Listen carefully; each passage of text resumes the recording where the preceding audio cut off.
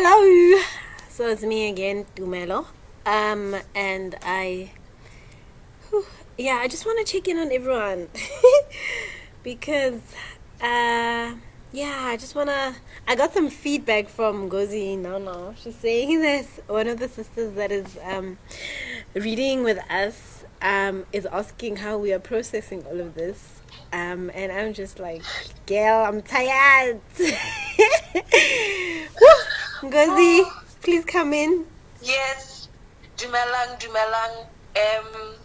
Lena, I'm also tired, Batong Beto. But but it's one of those tireds that when you've been kind of working or exercising and then you're just tired and you rest. It is a healthy tired. It's not one of those like my soul is tired. It's just one of those I've been doing a lot of work, so I'm a bit tired. Yeah, it's like that. Yes, it is. It's intense work as well, right? It's very.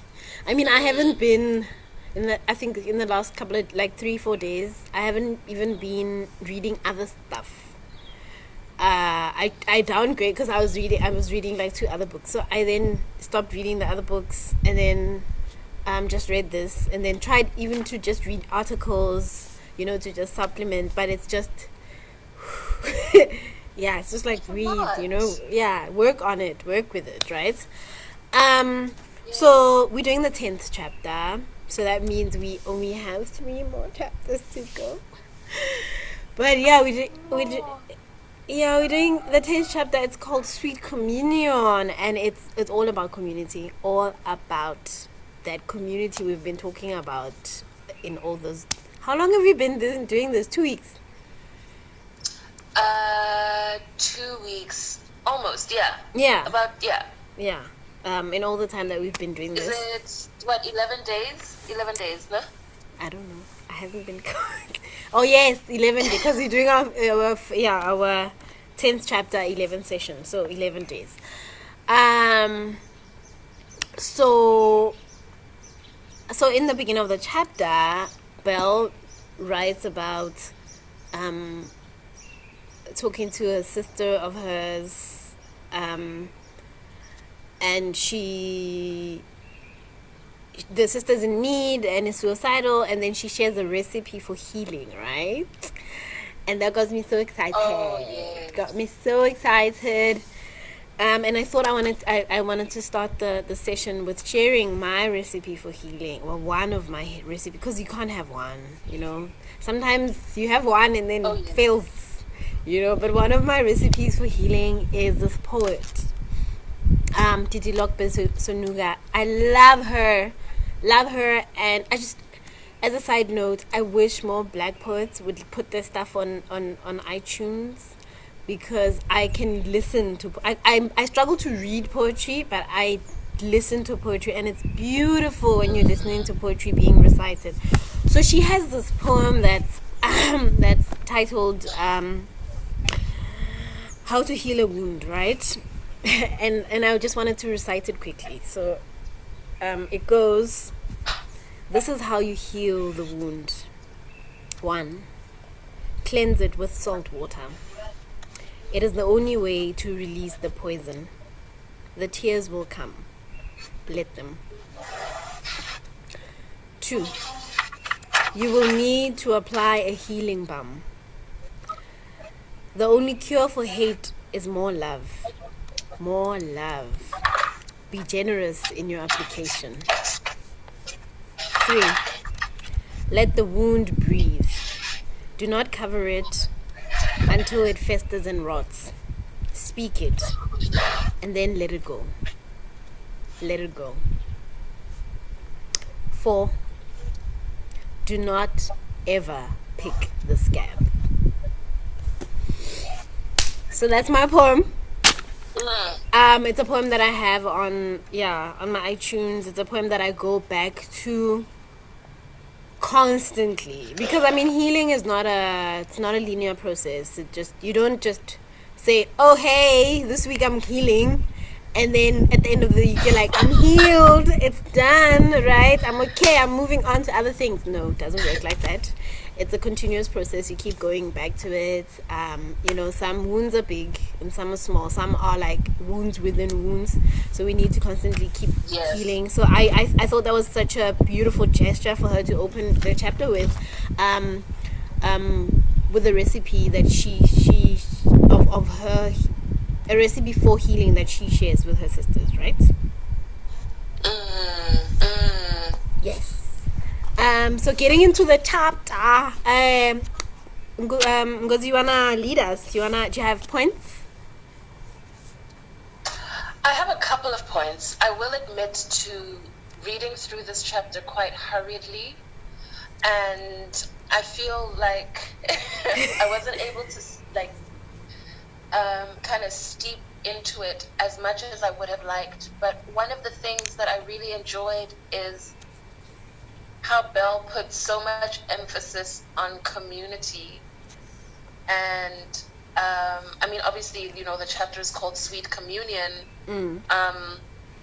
And she kind of begins the chapter saying, or not begins, but as she gets into the chapter, she writes about how she doesn't just want to focus only on romantic relationships, but she also wants to focus or write about relationships in general and as a whole, and the ways in which we relate to each other in all kinds of pockets of communities, whether it's families, whether it's friendships, whether in romantic relationships, and kind of spreads out the idea of community. And building community. So I really enjoyed that, especially because it's sort of like what we've been talking about. It's what it came up as well in a conversation with a friend last night, about building community and kind of allowing the strengths of everyone within the community a space to contribute and thrive.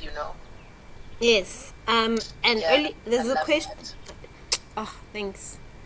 There's also a part early on in the book where she asks if I can be that healing community. Right. Yes. And I mean, we spoke about this yesterday when we were talking about friendships and how sometimes we just we feel like we're not coming through for our people, right? And I thought about that. I was like, can I be that healing community, right, for other people, for my people, right? Can I be that? And Duru just joined us. You're being too sweet. Don't make me blush on camera. So Duru just came on. She says, "Hi ladies." Oh snap! I caught the last sentence of your poem. I'll share the poem. Although there's a recorded version somewhere, but I like the one on iTunes better because it's on her. She has this amazing album. She has 2 albums. Anyway, it's not about her. Let's move on to the community, right? Oof, so many notes. There's this part, right? I think this is from Sapphiros and Indigo. The part about leaving when you feel like I want to just read it out, right? So I'm just not sure if she was but it says, when you wake up and find yourself living someplace where there is nobody you love and trust, no community, it is time to leave town, to pack up and go. You can even leave tonight. And where you need to go is a place where there are arms that can hold you, that will not let you go. So how important is Amen, that? please. Yes. And that goes back to that whole conversation we had yesterday. I don't want to go back, but that whole conversation about if you're in a space that doesn't allow you healing, in a space that confines you, in a space where you feel like, I'm not happy, I'm not good, I'm not. And I mean, there are many reasons that can kind of force us to stay in spaces like that. But if indeed, I believe that if indeed healing is your prerogative, then leave. Leave. And I've been in a lot of trouble with my family, a lot, because I move around a lot. And but I often move because I feel like I am not, like, the space is not conducive anymore. In some places you'd be like in a relationship with a lover, you move in together, it's nice, until it's not, and then you're just like, and then I'll leave, right? And my family, especially my mother, will be like, you're leaving furniture behind, you're leaving, but then sometimes when you leave, you just want to pack that bag and just go and just leave and just be like, I don't want the memory. Peace of mind. I don't want the memory. I don't want to sit on that couch that I was sitting with that person. I don't, those things. And I want to bring Tudu in. She says, I find the call to being a healing community very appealing and attractive. I would like that. I would like to be that. Yes, Tudu. Yes, let's do it, guys. Let's do it. We need to do that. We need to be that for one another. And I will then also just put in a disclaimer, because somebody warned me against this. Hi, Lolo. You can't do it for everyone, right? You can't be community with everybody. You can't. It doesn't work. You need to safe spaces, right? Boundaries. Boundaries. But that part also reminded me, going back into literature, of, I don't know if you've read Their Eyes Were Watching God, or watched it because there's a movie on it, but Janie comes back. The book actually starts with Janie coming back from, nobody knows where she's coming back from, and she left on such a high, and so when you're walking into a community, you're walking into a place, right, like a village, right, and you're passing everybody, and everybody's sitting on their porches, and then they're just looking at you, they're just like, oh, she's back. Where was she thinking she's going, right? Like, everybody has their own opinion, and everyone, right? And then you just pass, and then you go to her house, and then you sit, and then your best friend comes through, and she brings you a meal, and she's like, I know you're tired, and I wanted to bring you a meal, and she doesn't even ask, where are you from, but then as you're sitting and as you're eating, you're just like, so I know you're wondering, right? But I know you're wondering, as is everybody else, and I'm going to tell you. And that's how the book pans out. She tells the whole story of where she's been and how she's been disappointed, and then at the end of it, she says, but I needed to come home because this is home, right? And this is where I have you, and I have this community, and I have, okay, Ngozi, please come in. I've been talking too long. No, thanks so much for that, sis, especially when you say it's like you can't be that for everybody. And it's also fair to understand as well that even for the people who you are that from, you can't be that all the time, because we're not on 100% all the time ourselves. So I learned something really beautiful from Lesego sometime last year. She said to me,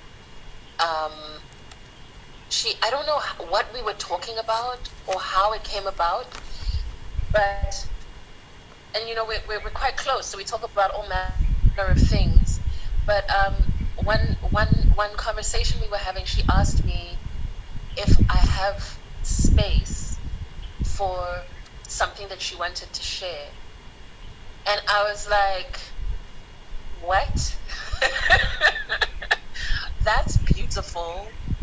And yes, at the time, sure, I did have space, and so we did, have a conversation, and it was quite beautiful and healing. But I learned something so beautiful and important that day. It's just that that respect for the emotional capacity of another, because it is work, it is labor. This Ganakanya emotional labor, it's a real thing. And it's not to say that it isn't loving work or enjoyable work, or work that you can also find value in. Of course, that's the beauty and the sweetness of relationship, and friendship. But it's also fair to realize and understand sometimes that, like, yo, I'm dealing with heavy stuff, and I really like you to help me unpack and unravel, or listen to me unpack this heavy stuff. Is that okay? And yeah, I love that. I love that so much. I love that as well. Yeah. And yeah, it's just so, I don't want to be cheesy, right? But I shared something like that on my wall, so I'm like almost crying. I'm like, oh my god, she brought this up because I read it, because I've never had anybody ask me, and I'm one of those people that worries that you're bothering people, right? So I'd rather, like, sometimes I just don't even go and speak because I worry that I'm, especially when you know that people are dealing with a lot, right? So usually when you have a circle, you know what your circle is dealing with, you know what they're going through. So you just like, oh, that guy's going through this and that girl's going through this. So I don't want to, add mine on top of that.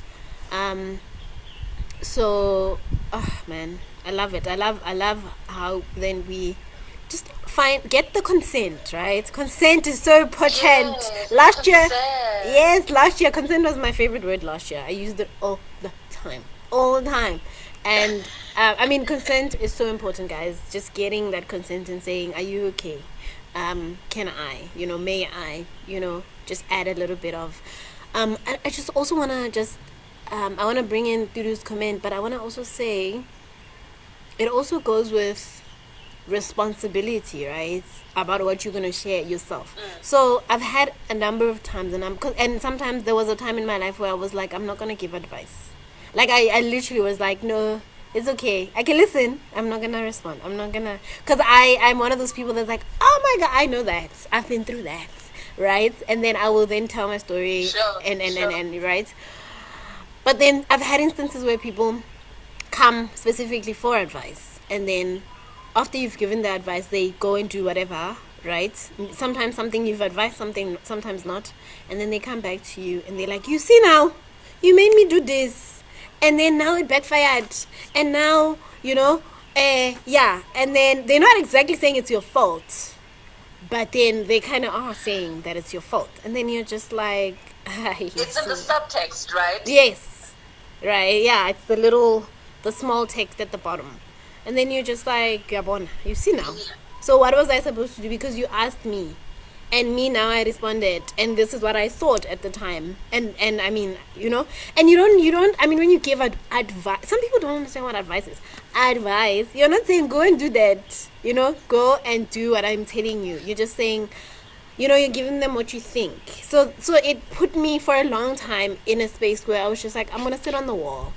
I'm not gonna put my feet in this water. I'm gonna sit on the wall, and then I'm not. You can decide. I can listen. I can do we can do the emotional labor, but I'm not gonna get in so deep where I tell you what I think, right? What to do. Let's bring in Tiri's comment. So she says, amen to that, on the when you wake up and find yourself living somewhere where there is nobody you love or trust, no community, etc. She writes it in such a beautiful and soft way. You can even go tonight. So freeing. And where you need to go is any place where there are arms that can hold you, that will not let you go. I also love that whole, they will not let you go. Because I knew that a lot of us have that fear of abandonment. I know. Yo, it's one of the, I think, most deepest seated and universal fears of just everyone, everywhere, is that fear of abandonment. And not necessarily being alone, but that thing of like forming a meaningful relationship or connection, and then just being left to fall into a bottomless abyss of darkness. And it's just like I know I have a flair for the dramatic. No, but it's just like, yeah, no, it really is. It really is. And just on that, the gentleness of being held, and never being let go. I love. There's something I want to go to the text where Belle writes. Okay. She says. Right. We are all discovering that the experience of community is crucial to wellness. Much that is beautiful, magical, and unique in Black culture has come from the experience of communal Black life. Yes. Our communities have truly been undermined by addiction, whether they are rural or urban. Ironically, many of the drugs folks are addicted to, such as crack or cocaine, boost individualism and provide a false sense of agency and personal power. These drugs destroy the individual's capacity to experience community. When I first read Stanton Peele on addiction, I was most struck by his insistence that addiction is not about relatedness. That helped me to begin to think about the way drug addiction has undermined Black life by undermining our capacity to build and sustain community. In Love and Addiction, Peele offers the insight that the antithesis of addiction is a true relatedness to the world. And there is like a number of like articles and things that I've read as well that say the opposite of addiction is connection. Mm-hmm. And I mean, I'm not going to claim to be like a deep like I'm not going to claim a deep understanding of, you know, addiction or the psychology around addiction, not at all. But I do know as well, just from my own personal experience, that when I feel disconnected or when I feel alone, that is when I will self-medicate, whether it's wine or smoking cigarettes excessively or binge watching series. Like things just go off kilter, which is why I love Belle's call for us to examine the ways that we relate with one another and the ways that we, I don't know, man, like even in the family structure, because she speaks about our families and she speaks about like there not being only one way that a family can exist, and there not being only one way that our relationships within the family unit, which is our primary unit of care for a lot of people, the family unit is our primary unit of care and forming and understanding what relationship is, and that we need to also take a real look at the ways in which we are structuring our families. Are they actually helping us? Is it actually helpful for us to see family in this way, in a hierarchical way? Because it's always like parents at the top, children at the bottom. You know, Belle has written about the dynamics of control between parents and children, the dynamics of violence between parents and children. True. And it's just, yeah. I actually want to expand on that, but I want to expand on that whole notion of family, but I want to finish Dudu's comment, right? So My bad. Yeah, no, it's okay. She goes on to say that that leaving is really what we should do, right? She says she gets it, but hey, she's so bad at leaving and walking away until it's burning in the building and you are stuck in there, right? It's burning and you can't open the door. You guys, I know that. This gets me thinking about what you said, Dumelo and Gozi, about not being that for everyone and everybody. Therein lies my current growth point in life. I think building these boundaries because I just love freely. I'm trying to say, I don't know how to not say that this is a weakness, because I know loving freely is like a strength. It's like one of the biggest strengths. It's a strength. It's a strength. It's a strength within a strength. But I also know that it can be dangerous to the self, right? And I get it when she says that she loves freely, give it, and I'm learning, and she's learning that it really hurts her when her love falls in a black hole. So I'm grateful for the people I can pour my heart into, my love into, and and it is received and reciprocated. Um, like what I'm sharing about Dipuka yesterday. Oh yeah, when she was talking about her sister yesterday, her sister's name is Dipuka. As much as she is my healing place, one of her healing places, um, I'm also hers. We are healing places for each other. Oh, we are healing places for each other. It's so Yeah. beautiful. Ah, Yeah. yes, healing places Catch. for each other. So, thank you so much for that, Dudu. I wanna,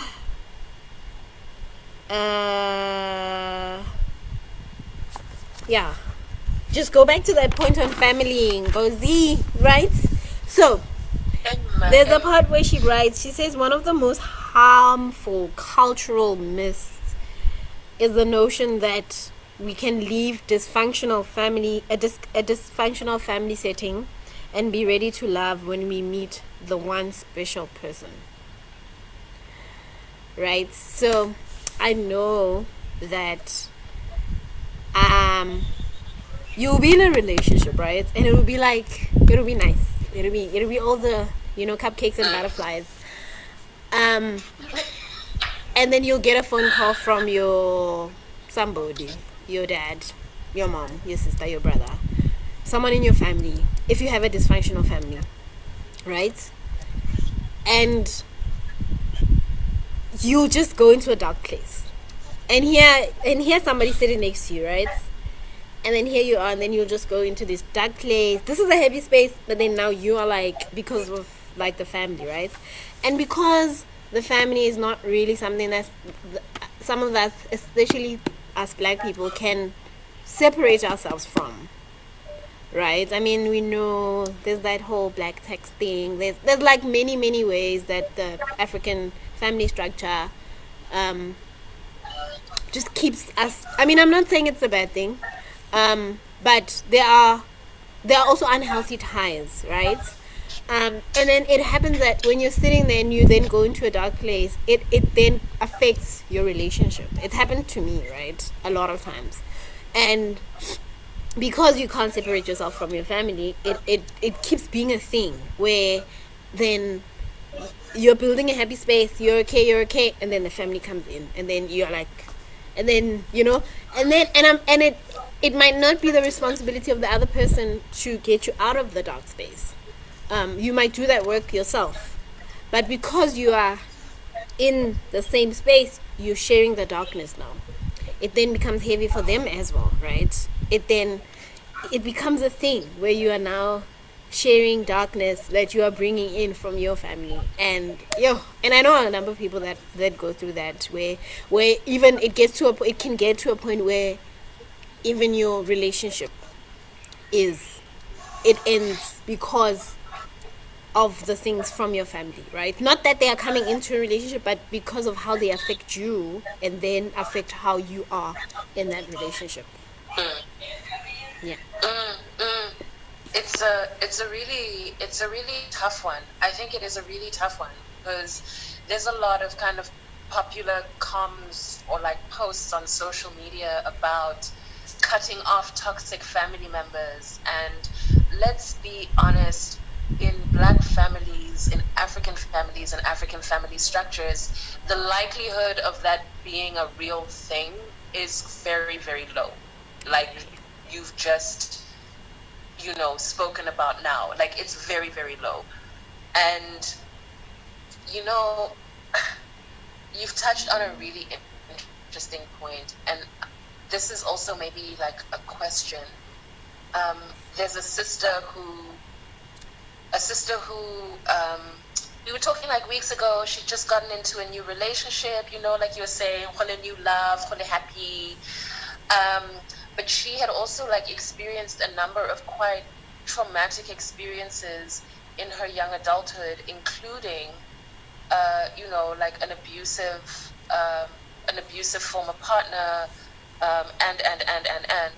and so there was a lot of darkness that she was still carrying around with her, that she didn't want to put into the relationship. Yes. You know, so important. and I really admired, first of all, her presence of mind. Like, she was present enough and emotionally aware enough to be like, I'm happy in this area of my life, but there's this thing that I'm still kind of carrying around and dealing with that I need to be able to heal Yes. before I can fully embrace and give to the value of this relationship here.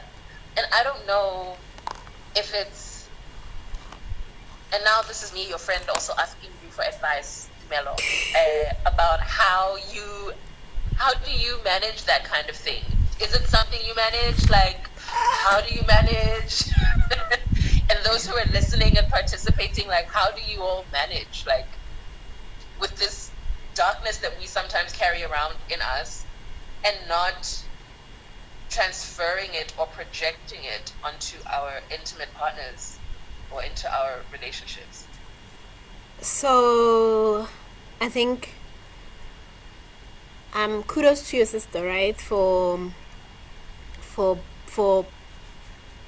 being able to recognize that she has something, that, because that's the first thing. That's always the first thing for me, that you recognize that there is stuff that you're carrying, that there's a baggage that you're carrying, right?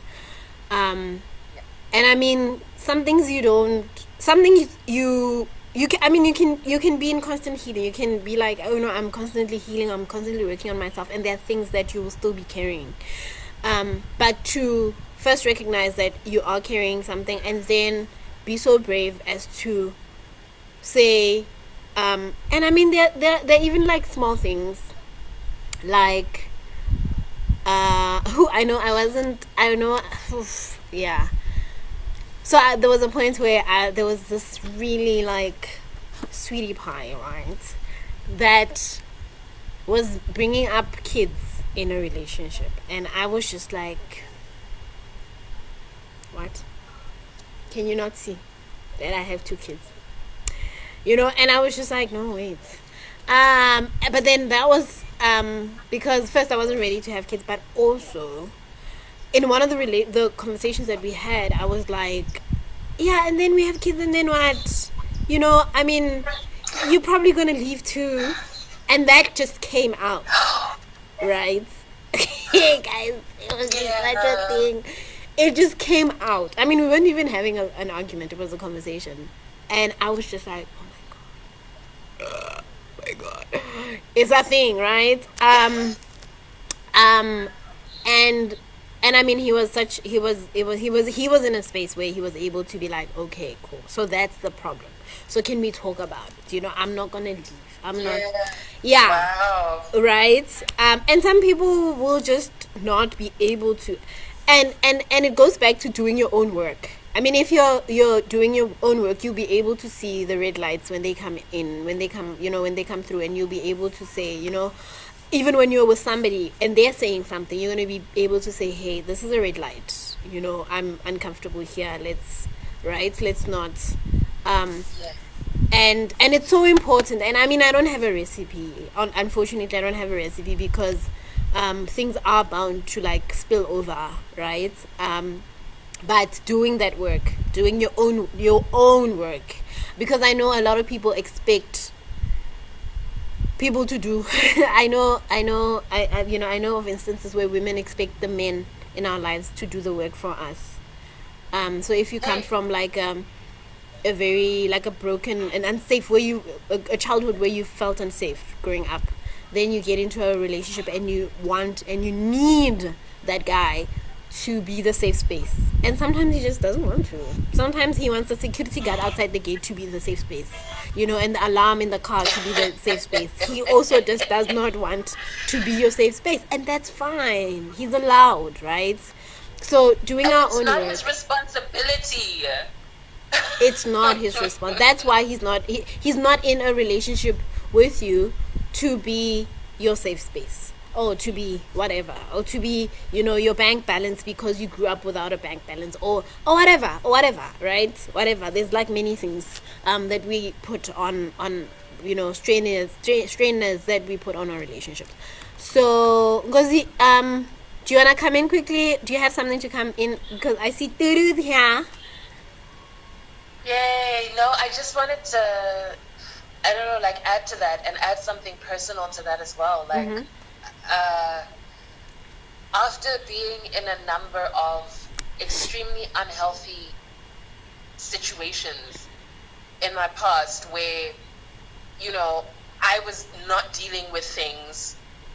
The person I was in a relationship or a situation with at the time was not dealing with things.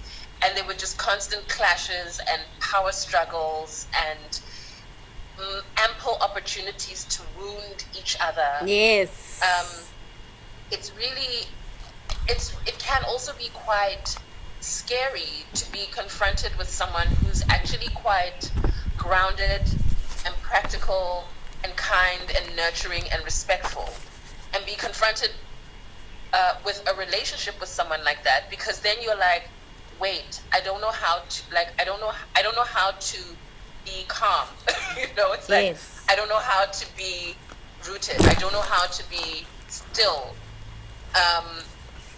And I don't know how to experience a romantic relationship without all the upheaval and the power struggles and the battling back and forth. And I don't know, I think it's such a lovely opportunity as well to just be like, this is the part where you grow up. This is the part where we become responsible for our own work and do our own work. And I love how you said that. Like, and I think it happens in a number of relationships where we've got a little bit of woundedness somewhere, and then we project that woundedness onto the person that we care about the most and expect them to fill that need for us, which is super unfair, like, to be honest. Super unfair. Honestly. Yeah. Yeah.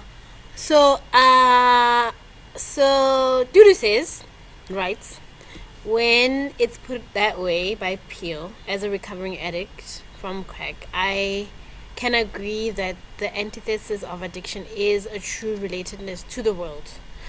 One of the defining things about my addictive life was how isolated and far removed I was and felt from the world. From the world, the people in the world, its rhythm, all of it. I did not feel like I belonged anywhere but at the end of the pipe and holding a beer. The light started to shine from inside a little. I love that. From inside. It started to shine from inside a little when I was embraced by people while in that state.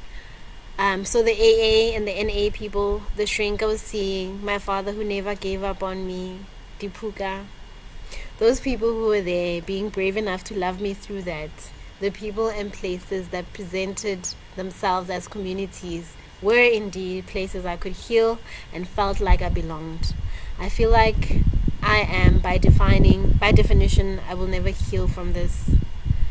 I feel like I am, by definition, I will never heal from this. I'm not sure. That sounds like an incomplete sentence, but I hear you. Yeah. She's basically. Oh no, it's not finished. It's not finished. Wait, it's not finished. Sorry, Ngozi, it's not finished. I just want to read the rest. No, it's not finished. I want to read the rest of it. So she says. So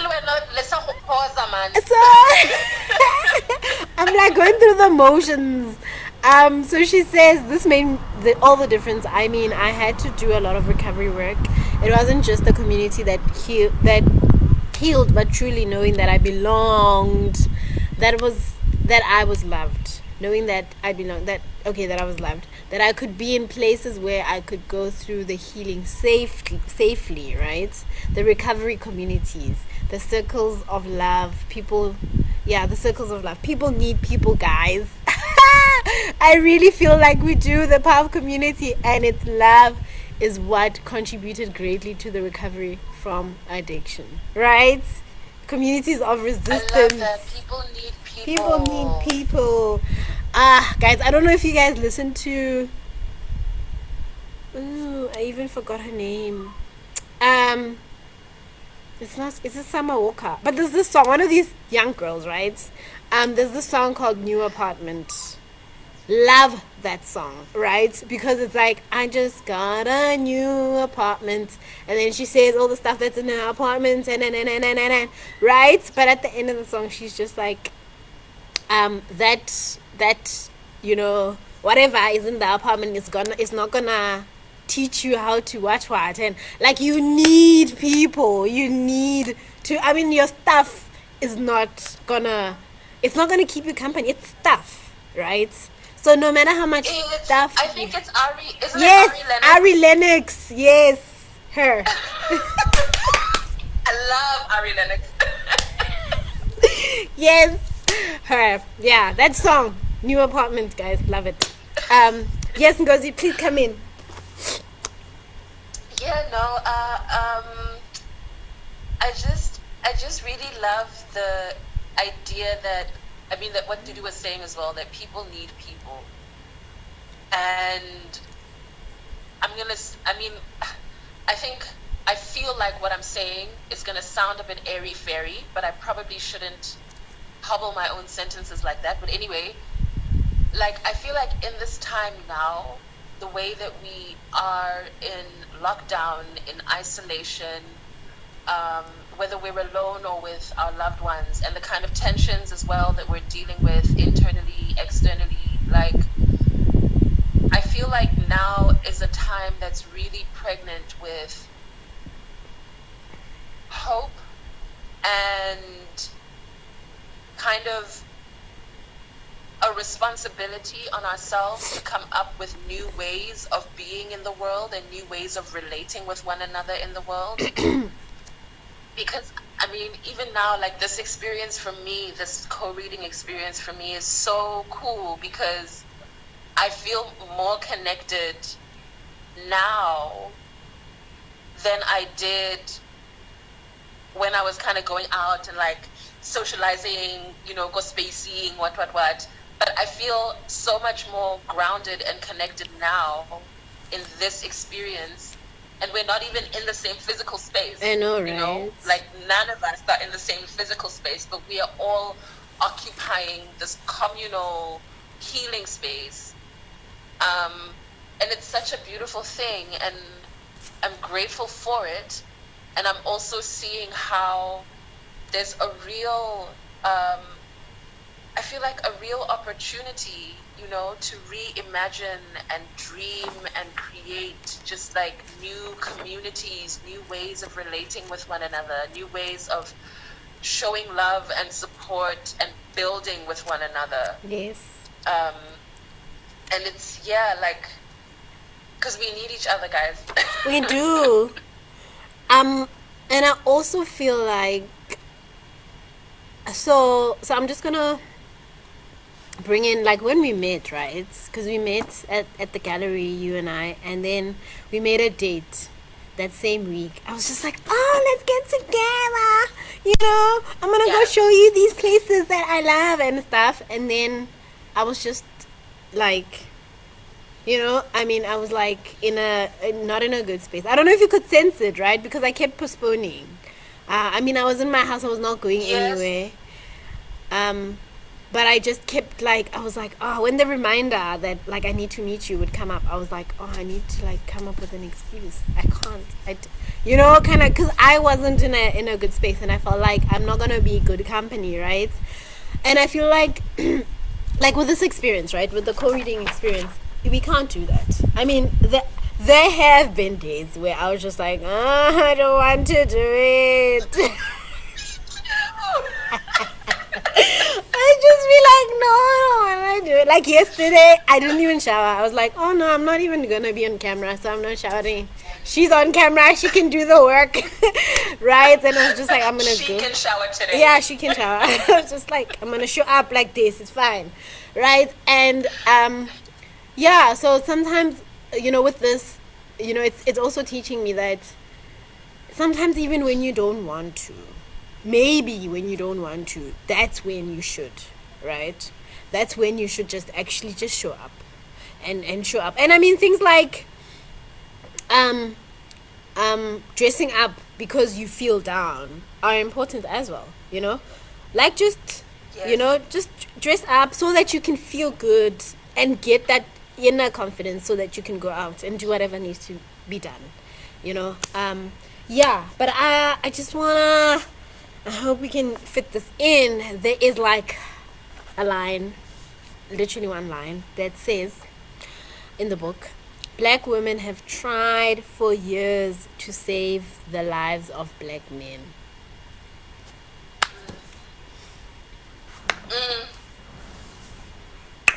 So, Wait again. I was wondering when we were going to come to this part of the conversation. And so go ahead, girl. yeah, no, serious, guys. I mean, it goes back to us doing other people's work when they don't want to do their own work.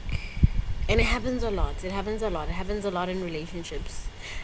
I remember, actually, this one time I was in a relationship with a guy that was not speaking to his mom. Had not seen his mom in 2 years. Was living in Polokwane, right? He was living in Tembisa and his mom was in Polokwane. And then he was like, he left his... guys, some people can be... That guy was so heavy. You know when they say somebody is heavy on you? The guy was so heavy on me. Like, so heavy. And, like, you must, like... what that taught me as well is to read signs. Because my son, who was 4 at the time, did not like him. And, like, NK is not a I don't like people type of person. But he was just like, Mama, when's this person leaving? Mama, why are we always with this person? Mama, why is this person... Yeah. Like 9 or 4-year-olds. It's like, oh, can Mama, every day you fetch me, he's here. Oh, like, 4-year-olds. So I didn't get it, right? Obviously, you know us in relationships. But he was so heavy, right? But in our eyes. Yeah, and I want to just make this fast. But the point is that then he didn't want to go home. And I mean, his living situation after he left his job. Can I just say that he left his job? He said to me, he left his job so that he could see me more. Yeah. And that's literally what he did. So he then every day left Tembisa and came to Pretoria to see me. And I was working, guys. I had a life. And it was a lot. But anyway.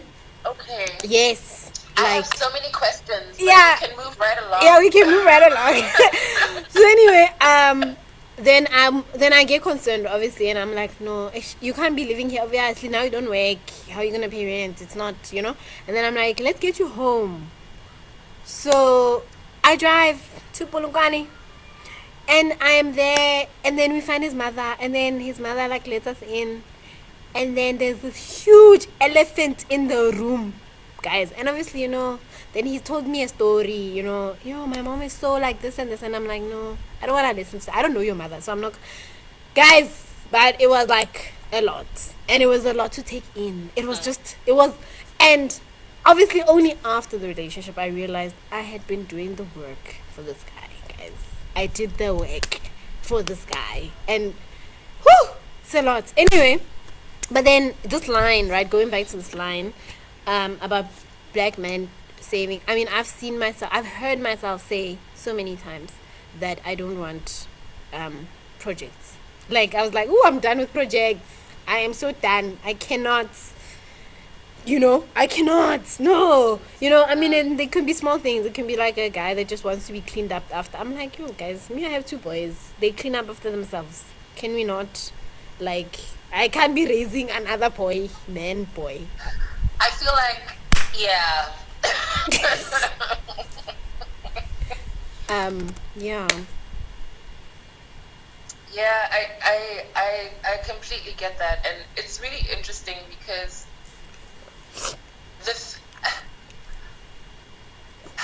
so the view that I currently hold is that doing the labor, I think, can be a give and take process, because again, it's like we're in relationship, so sure, some days I'm gonna be like mad at my mom or mad at my brother, and I'm gonna be like, I'm gonna vent and and you're gonna advise and hold space for me. That's great, that's fine. And whatever issue may come up on your side too. But, and this goes back to your point, that culturally, the onus and the responsibility so often falls on the woman to do all of the labor. Yes.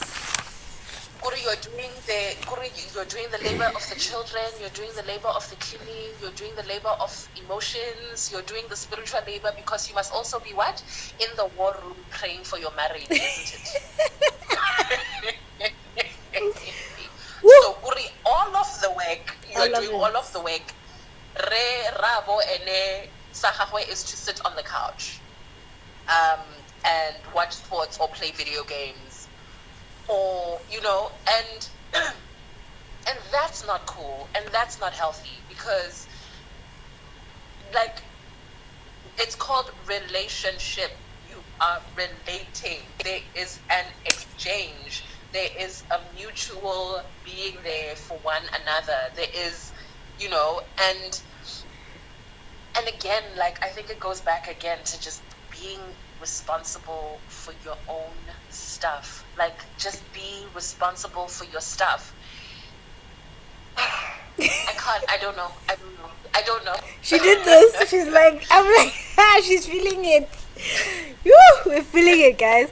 But yeah, I mean, so just on what you said, right? Have you noticed, because I've noticed when I was in church, that usually the prayer women, right? The men are not in church.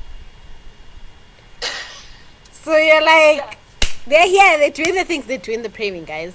Their men are not there. So I'm like, anyway, it's another thing. I feel like there's a whole conversation. Yeah, like church is another story for me. Like church is another story. Anyway, so there's that whole section where she goes into black men and mental health, and their denial of mental health issues, right? So I was just like, oh yes, girl, say it. And I was just like, yeah. So that, I mean, I don't know. Because I've experienced it, where people just don't want to deal with their depression. I mean, and depression is like the most visible one. There are other things. People can have other things. I mean, yeah. There's a narcissist that that I once knew, and I was convinced. Have you seen the movie Split? With that guy with the yes. Yeah, I was convinced that guy had schizophrenia, or because it was like 1 second, hey baby, and then what, and then it was just like, where did that person go? Who's this person? What's happening? Yeah. But then, yeah, guys. So going back to that, like doing our own work and just acknowledging that we are problematic and we have problematic attributes to ourselves. Because there's that whole thing. Self-care too. Self-care, right? Taking the time.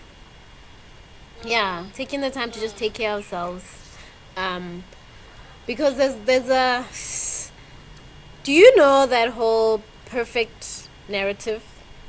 You want to be the perfect wife, the perfect mother, the perfect lover, the perfect...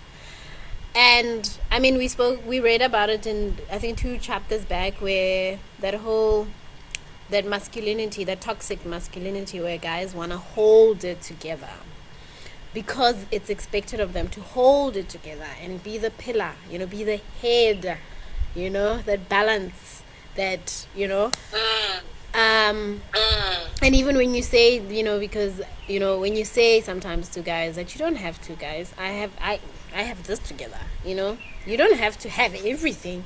I can have this, it's fine. And they're just like, no, what kind of man would I be?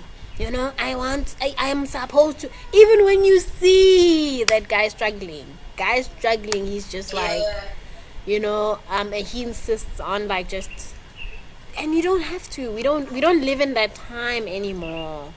Dudu says, lol, I'm done with black men saving. We are feeling it. Lol. I love how she starts with lol. Lol. No. No, guys, we're feeling it. We're feeling, and I mean, I mean, even feminism doesn't work without the men, right? Even so, I mean, they can't heal it. Community, we can't do it alone. So, but we need to do it in healthy spaces. So, if somebody is working on themselves, we need to support each other, right? We can't be supporting each other when people are just like sitting on the couch and drinking the beer. No, no, me, I refuse.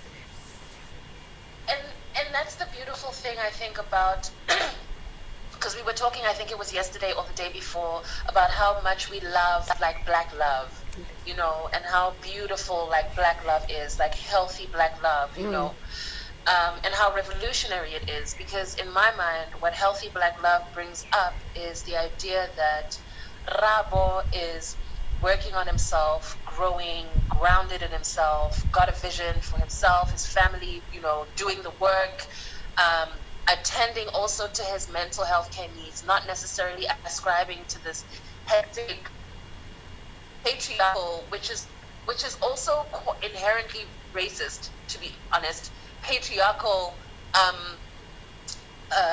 capitalist mentality.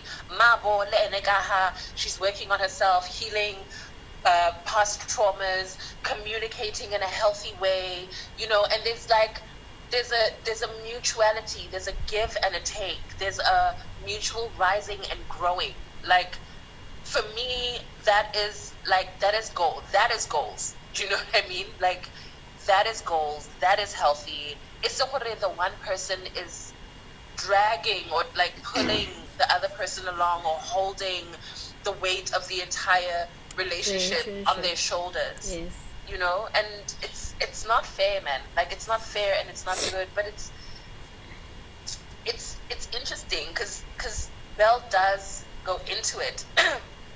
That whole like African king complex that so many black men have, Hore, and they put this on themselves and they carry it for themselves. But it's like we were never like that. A number of African like communities and kingdoms were actually matriarchal in nature. Even in our spiritual systems, there's masculine and feminine deities. There's a balance, man. Like, you don't have to do it alone. No. That's the thing. Like, you're not alone. And if you just open your heart a little bit, loosen the pressure on yourself a little bit, we're here for you, brothers. That's the thing. It's That's like, the thing. we love the brothers. We love We're the brothers. here for We you. love. That's why we keep going back. Koholo, now. Yes. We love you. We love the melanin. We love her. Me, I love the black men, guys. So I love how you bring up the historical communities, right? And how we were, but and I want to link it to how Belle then writes that this is where we have a chance in these communities with the relationships that we have, with each other, to make new ways of loving, set new examples of how things should be. I mean, we don't necessarily have to. Yeah, and I say this because I was saying this to my mother, actually. I was saying, when I was growing up, I saw Kuku and, Mamholo, and their marriages were like life. I was like, oh, that's so sweet. I want to and then I'm like, where is it now? Like, oh, now everybody, like all my cousins, now, yeah. So like everybody's like getting divorced. Everybody's fighting. Everybody's like, and before we run out of time, we literally have 30 seconds. I wanted to say I would have loved a chapter on the effects of all of this on children, because I feel like, I mean, we don't think about. You know, when you were like the father's healing, the mother's healing, I'm like, I was like, she should say the kids are seeing that they are healing, right? Because that the kids need that. The kids need that because so many of us are growing up in these broken systems only to reciprocate them, right? To just live that life again with somebody else and put that pain on somebody else again. That's it Yes. from me. I don't want to go over the hour, so yeah, that was my last point. Ngozi? Oh, I wish we had more time, and I'm hoping at some point we're gonna just carry on and have that conversation anyway. Yes. And perhaps it's something we can think about. Maybe scheduling another video or something else to like discuss and delve into, because it's such a beautiful topic. Because the babies, they are our future. The youth, they are our future. Yes. What happened? There's a bee on my braid. So, do you see it? I can't see it. Let's see. Okay, it flew away. Oh. Yeah, it flew away. Whew. Wonderful. Even more blessings. More blessings. More blessings. But yeah, again, just grateful for another beautiful session, another healing session. Also not going to talk too much because we didn't have much time. Yeah. The hour is up. But because now that you bring it up, because like a lot of us are like moms, we probably should do like maybe after this do a mom session, do a parent session, about healing and how we think. Yeah, and it could just be like one session. Yeah. Bye bye. Tomorrow.